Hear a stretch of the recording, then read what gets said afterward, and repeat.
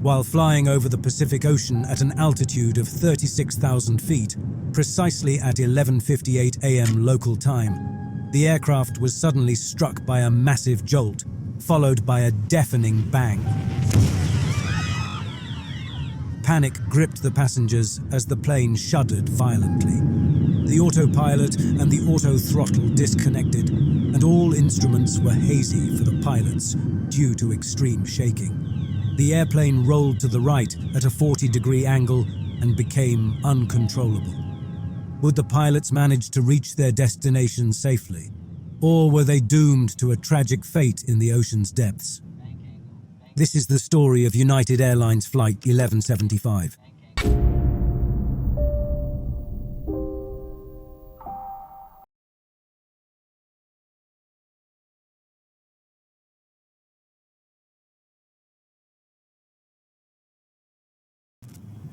On February 13, 2018, a day before Valentine's Day, 363 passengers and 15 crew members boarded United Airlines Flight 1175 from San Francisco International Airport to Honolulu, Hawaii. A direct flight from San Francisco to Hawaii usually takes about 5.5 hours in good weather conditions and primarily crosses the Pacific Ocean. No other countries are overflown during this direct route.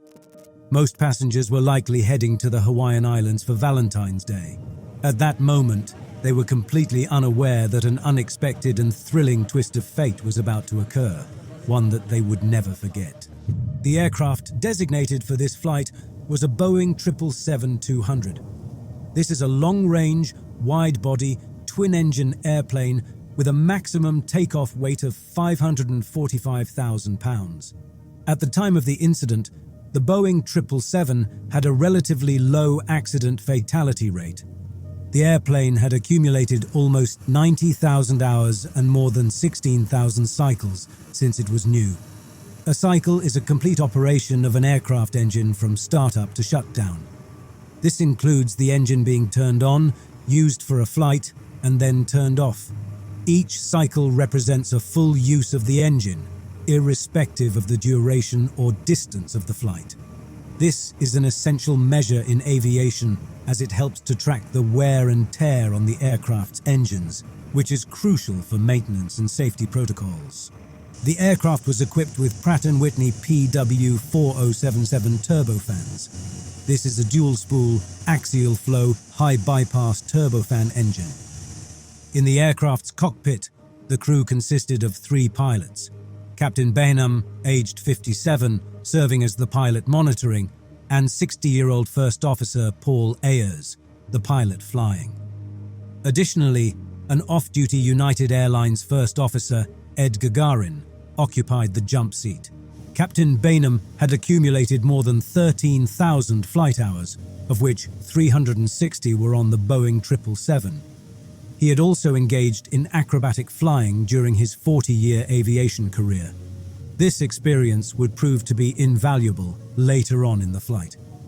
First Officer Ayers had logged more than 11,000 flight hours, with a significant 10,000 hours specifically on the Boeing 777. The moment for pushback arrived. The ground controller, positioned near the aircraft, communicated with the cockpit, confirming that all was clear. The pushback tug, a sturdy vehicle, latched onto the 777's nose gear.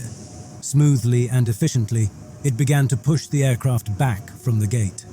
The operation was a familiar one performed countless times, yet the precision and coordination between the ground crew and the pilots never ceased to be a ballet of technical expertise.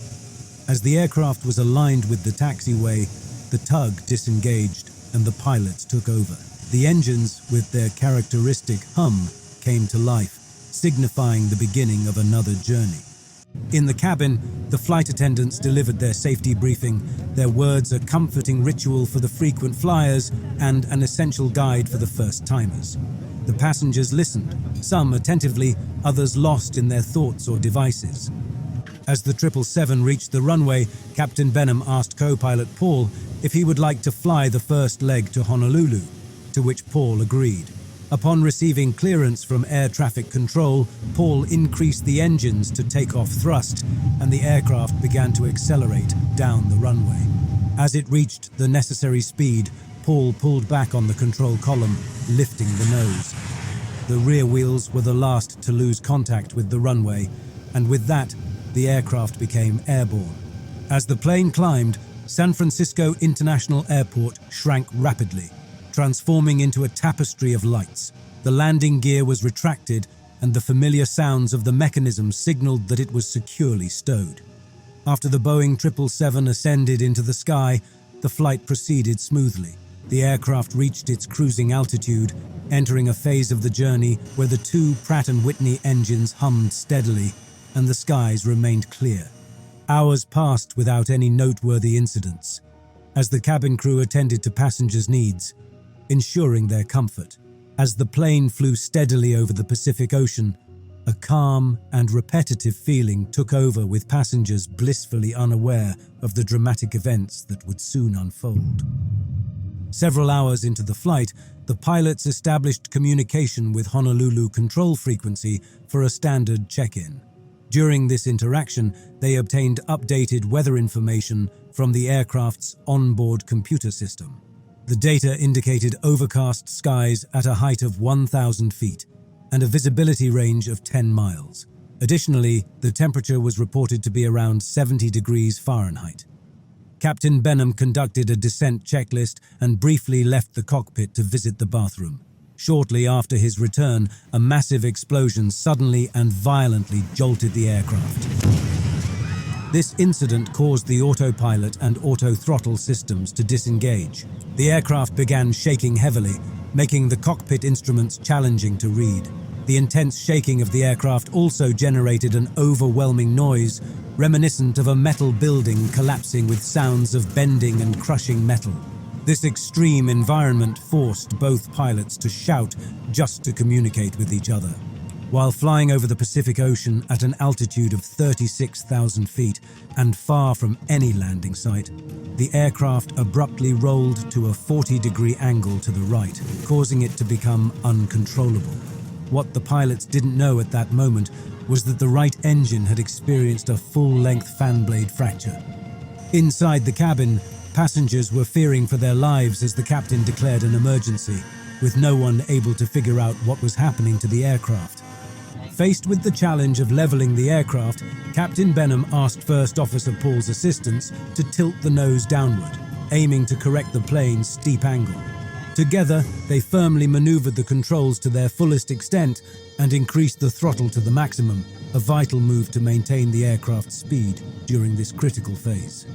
Captain Benham pushed the left rudder and turned the left aileron on to stop the rolling. Now, his 40 years of flying experience, including acrobatic flying, come in handy. He intuitively sought a critical balance point to maintain flight and prevent a descent into the ocean. Amidst uncertainty about the jet's malfunction, he skillfully adjusted the plane's nose. He stabilized its altitude and roll, realigning the aircraft to its standard flight path. In the initial 30 seconds following the incident, Captain Benham and his co-pilots were uncertain about the jet's condition as the engine instruments displayed regular readings. This left the cause of the aircraft's instability a mystery. However, after these initial seconds, the right engine indicator and crew alert system revealed critical data. There was no engine pressure. With this information, Captain Benham deduced that the right engine was lost, but he was still perplexed as to why the aircraft continued to shake violently. Captain Benham instructed First Officer Paul to initiate the severe engine damage checklist immediately. Working together, they went to each step of the checklist. After completing it, while still flying over the Pacific Ocean and with Honolulu 200 miles away, Paul shut down the right engine. The vibration lessened once the right engine was shut down, but the aircraft's controllability remained abnormal. To maintain control and manage the aircraft's descent, Captain Benham increased the throttle of the left engine to the max, aiming to maintain a gradual descent rate of 1,200 feet per minute. The crew decided to declare an emergency.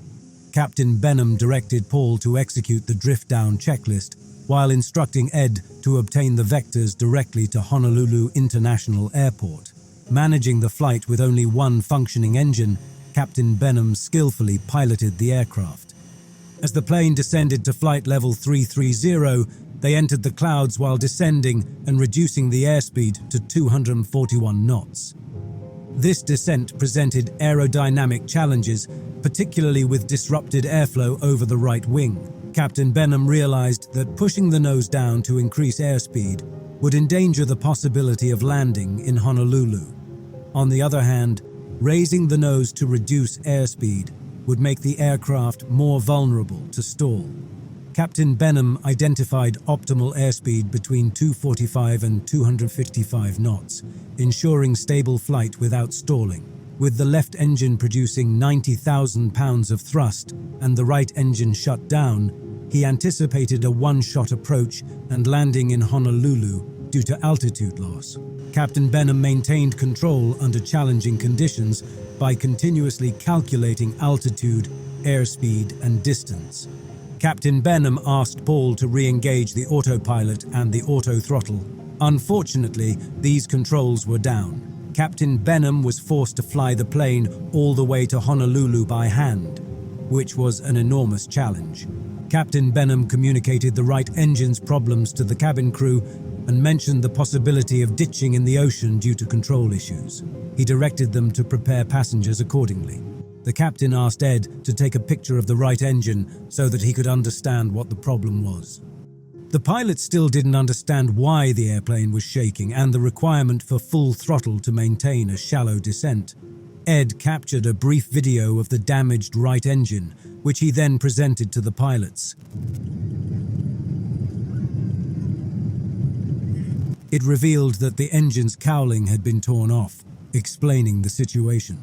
Finally, the captain understood that the aerodynamics were compromised and they contacted the Airlines Network Operations Center to assist in the checklist and to contact Honolulu to inform the local control center of the incident. Captain Benham set the flaps to 1 and tension filled the cockpit. A sigh of relief swept over them when the flaps successfully engaged. As the aircraft descended through the layers of cloud, the runway lights came into view. The captain requested Paul to lower the landing gear, and Paul promptly carried out the request. Following this, Paul briefed the captain on the go-around procedures, but Captain Benham made it clear that they had only one chance. Paul lowered and locked the landing gear, once again bringing a sense of relief to the pilots. The aircraft's nose aligned with the runway's centerline as they broke through the final layer of cloud, revealing the stretch of tarmac that was their target.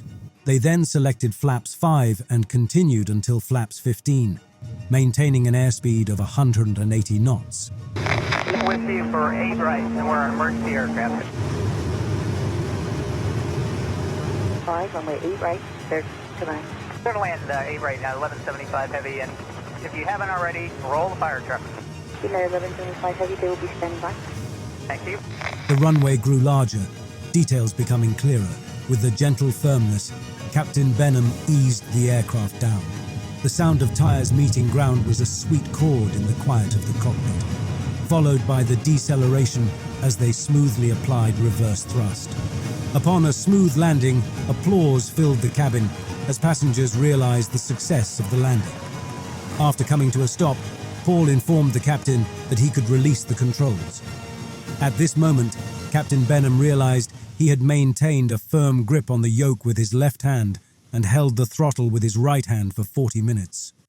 After a thorough inspection by aircraft rescue and firefighting personnel, it was deemed safe to taxi the airplane to the gate. The 363 passengers, 3 pilots, and 12 flight attendants could deplane normally at the gate without any injuries. After the incident, a thorough investigation was promptly initiated by several bodies, including the Pratt & Whitney Materials Laboratory, the FAA, and NTSB metallurgists. This comprehensive investigation involved accessing the aircraft's records and directly examining the engine to identify the malfunction. Investigators found a full-length fan blade fracture in the right engine. They also found a small hole and several dents and gouges in the fuselage near the right engine. There were 2 small dents and punctures on the right side of the fuselage, just below the window belt, around seat rows 20 and 21. Examining the engine's fan blades revealed fan blade number 11 was fractured transversely across the airfoil directly above the fairings between the base of each blade.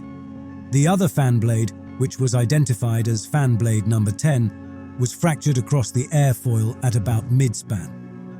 Examination revealed a fatigue fracture that had initiated from a subsurface origin on the interior surface of the hollow core fan blade.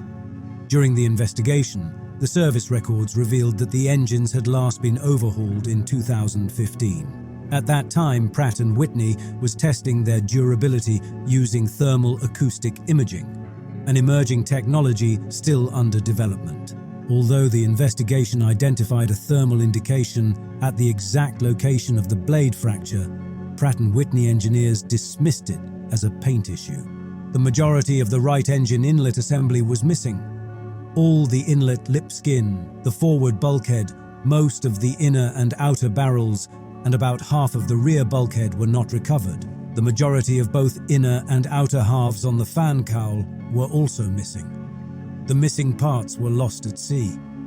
The inlet aft bulkhead was made of carbon fiber reinforced plastic on the production airplanes, whereas during engine fan blade out certification testing, the inlet cowl construction utilized an aluminum bulkhead.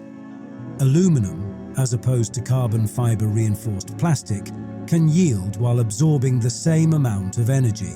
Structural analyses of the inlet and fan cowl revealed that the carbon fiber reinforced plastic aft bulkhead design was less robust than the aluminum bulkhead tested during engine certification, which may have contributed to its detachment.